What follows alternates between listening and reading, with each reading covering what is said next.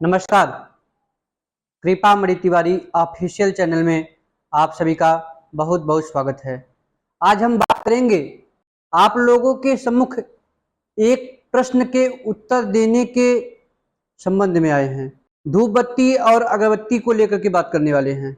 आजकल देखने को मिल रहा है, किसी भी देव स्थान पर जाइए, लोग पूरा मुट्ठा भर करके अगरबत्ती जला रहे हैं।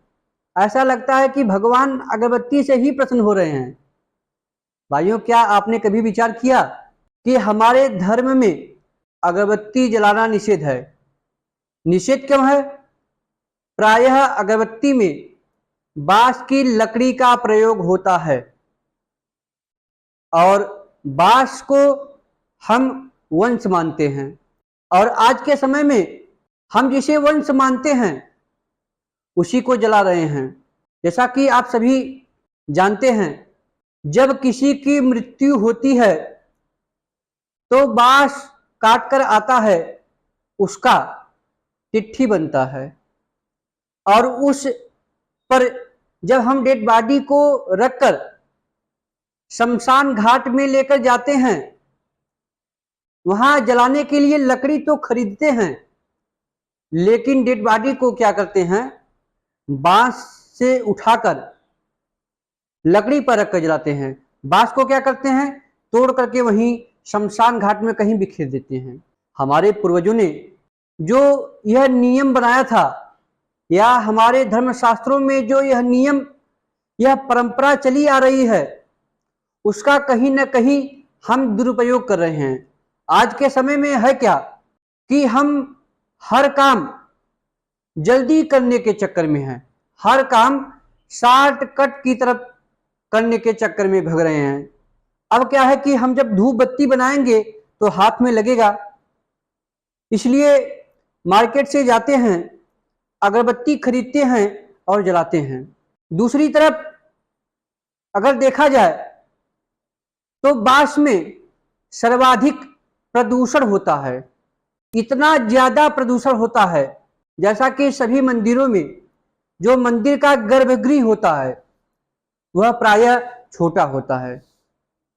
तो जब हम अगरबत्तियां जलाते हैं तो कोई भी व्यक्ति चाहे जितना स्वस्थ रहे, वह उस प्रदूषण से परेशान हो जाता है।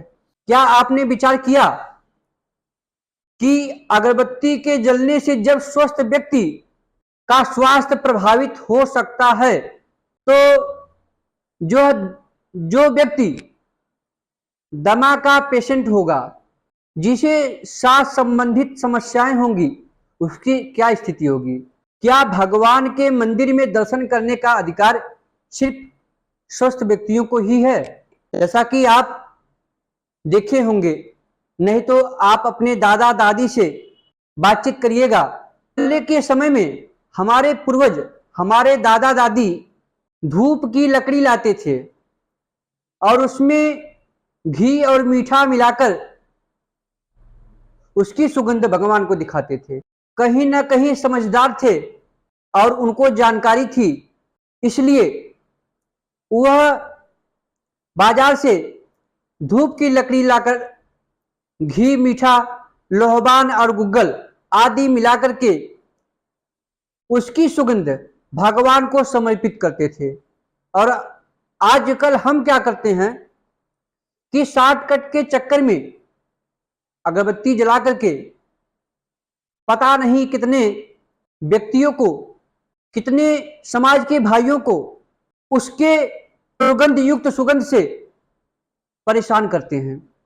तो हमें धूप बत्ती ही जलाना चाहिए। अच्छा, हम जब धर्म की पुस्तक पढ़ते हैं तो उसमें भी अगरबत्ती जलाने को कहीं नहीं लिखा है, उसमें भी धूप बत्ती ही लिखा है।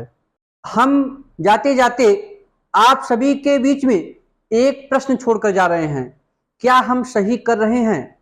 यदि सही कर रहे हैं तो कमेंट बॉक्स में क्यों बताने का कष्ट करें, और यदि गलत कर रहे हैं तो विचार करें।